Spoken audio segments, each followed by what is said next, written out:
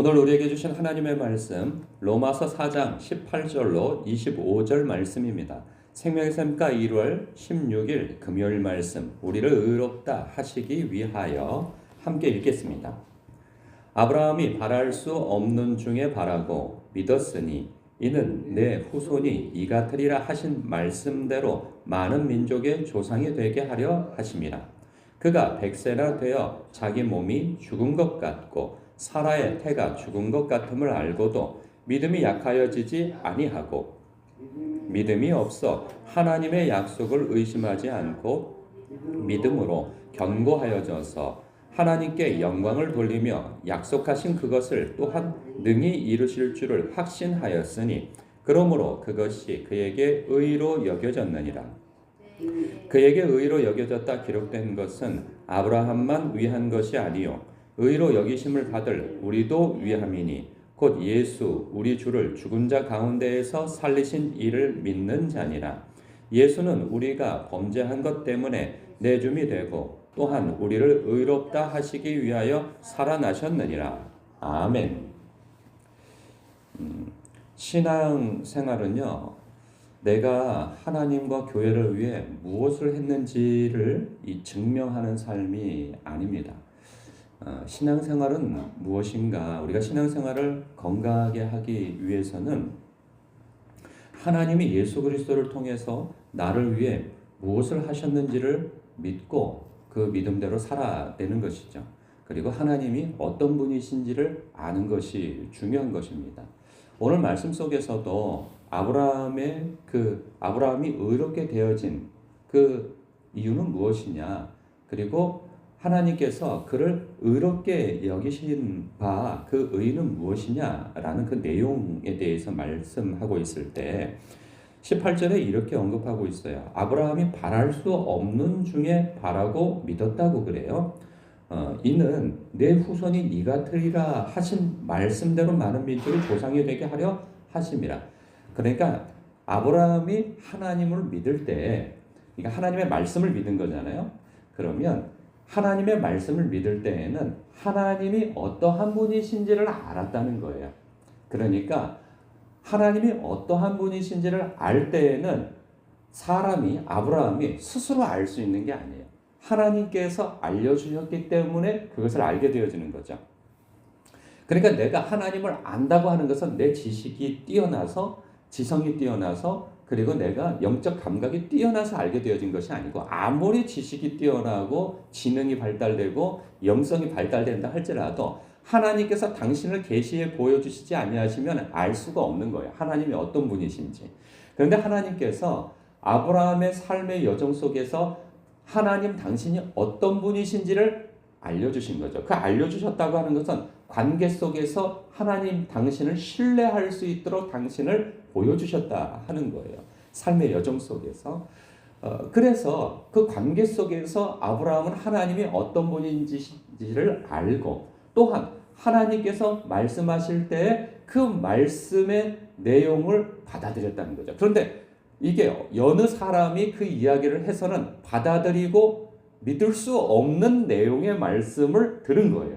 그게 뭐냐면 바랄 수 없는 가운데, 그의 나이가 노년의 나이죠. 그의 부인도 아주 노년의 나이에요. 이미 경수는 끊어졌고 그리하여서 여인으로서 생산할 능력이 없는 그러한 때인 거예요. 그래서 불가능인 거죠. 불가능한 때에 하나님께서 내가 너를 통하여서 큰 민족을 이루겠다. 저 하늘을 봐라. 저 하늘이 무뼈를 봐라. 그 무뼈를 셀 수 있느냐? 아니요, 셀 수 없습니다. 너의 후손이 너를 통하여서, 너와 너의 정실부인 사라를 통하여서 날 자손이 이와 같이 많을 것이다. 아멘! 그런 거죠. 하나님께서 그 믿음을 보시고 의롭다 여기셨다는 거예요. 그러니까 이 믿음조차도 아브라함의 의를 자랑할 수 없는 거예요. 하나님께서 의롭다 여겨 주신 것이지 그가 의로운 것이 아니에요. 그러니까 그가 뭐 대단해가지고 의롭게 되어졌다는 것이 아닌 것이죠. 그래서 자랑할 수가 없는 거예요. 그런데 누가 자랑을 해요? 그 아브라함을 믿음의 조상이라 선조라 여기면서 자신들의 자부심을 삼았던 유대인 그리스도인들이 우리의 혈통이 아브라함의 후손이다. 아브라함이 우리의 조상이다. 또한 그가 할례를 그때부터 행하지 않았느냐. 그리고 그 이후에 율법을 우리가 소유하지 않았느냐라고 얘기하는데 너희들이 전작 할례를 행하고 율법을 소유하고 그 경건한 대로 산다고 하나 그 속에서 역사하시는 하나님은 너희들이 붙잡지 아니하고 하나님을 알기를 힘쓰지 아니하고 하나님 아는 것에 마음을 두지 아니하고 그 외형적 표식에 내가 교회를 위해 내가 하나님을 위해 내가 무엇을 함으로 인하여서 의롭게 되어진 것 자기 자랑을 붙들고 있구나. 그러니까 핵심은 하나님이 아니고 자기 자신을 붙들고 있는 것이죠. 이것이 우리에게 함정이 될 수도 있는 거예요. 내가 하나님을 위한다라고 하는 그것이 하나님을 위한 것이 아니고 나 자신을 위한 것일 수 있다는 거예요. 그 신앙이요. 이게 굉장히 미묘한 것입니다. 그러니까 신앙에 있어서 중요한 것은 내가 하나님과 교회를 위해서 무엇을 했는지를 증명하는 삶이 아닌 거예요. 이것이 미묘하지만 이것이 율법주의라는 거예요. 율법주의 신앙이라는 거예요. 우리의 신앙에 있어서 중요한 것은 무엇이냐? 하나님이 예수 그리스도를 통해 나를 위해 무엇을 하셨는지를 아는 것이 중요한 거예요. 그것을 믿는 것이 중요한 거예요. 그럴 때 우리 마음에 은혜가 있게 되어지는 거죠. 왜? 하나님께서 예수 그리스도를 통해서 하신 일이 뭐예요? 십자가, 우리를 아끼기 위해서 독생자를 아끼지 아니하신 거예요. 우리를 아끼지 아니하였다면 우리 스스로는 하나님께 도달할 수가 없어요. 우리 스스로는 의롭게 되어질 능력이 없다는 거죠. 그런 마음조차도 없어요. 허물과 죄로 죽었던 자들이기 때문에 스스로는 어떤 방법을 통하여서도 하나님의 의에 이룰 수, 하나님의 영광에 이룰 수 없는 자들이에요. 왜?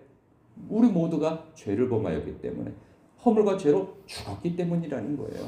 그런데 우리를 아끼시기 위해서 독생자도 아끼지 아니하시고 십자가에 내어주신 하나님의 그 크신 사랑에 눈을 뜨라는 거죠. 하나님이 나를 위해서 우리를 위해서 무슨 일을 하셨는가 알기를 힘쓰라는 거예요. 그게 복음인 거죠. 그 복음이 내 마음속에 가득할 때 그 은혜의식이 내 마음에 가득할 때 우리의 입술에 우리의 마음에 자랑이 없다는 거예요. 자랑이.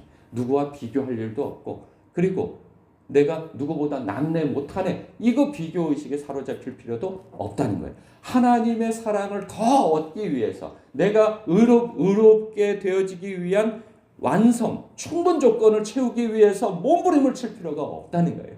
많은 사람들이 신앙은 영적으로 시작합니다. 믿음으로 말미암아 의롭게 되어진다고 하는 그 구원을 붙들고 신앙을 시작해요. 그러나 신앙의 여정 속에 그리고 신앙의 결과 속에서는 자기 의에 사로잡힌단 말이죠. 그러니까 그때에는 육신을 붙잡아요. 율법을 붙잡는단 말이죠. 내가 이렇게 하여야 하나님 앞에 내가 받아들여진 바 되어지고 구원을 얻게 되어지지라고 하는 그 표면적으로 보이는 그 열심은 갸륵하나 그러나 실상은 은혜를 놓쳐버리는 것이죠. 우리를 향한 하나님의 사랑은 우리가 무엇을 더한다고 하여서 더해줄 수 없는 사랑을 우리는 이미 받았고 그리고 받고 있고 앞으로도 그 사랑은 계속되어질 거라고 하는 믿음을 가져야 되는 거예요. 그 믿음 속에서 기쁨과 감사와 감격으로 하나님 앞에 신앙생활을 해나가는 것이죠. 무엇도 하고 저것도 하고 이것도 하고 하는 것이죠. 물론 우리가 우리의 입 바깥으로 이런 얘기를 할 수 있어요.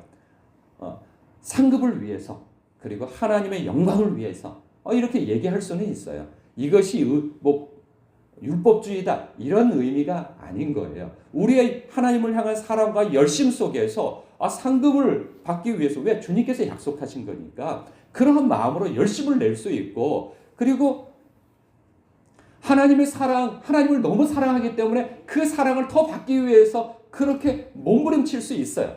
그러나 이 미묘한 차이 속에서 내가라고 하는 것이 먼저 되어질 때에는 이것은 주께 전도되어진 신앙생활이라 하는 것이죠.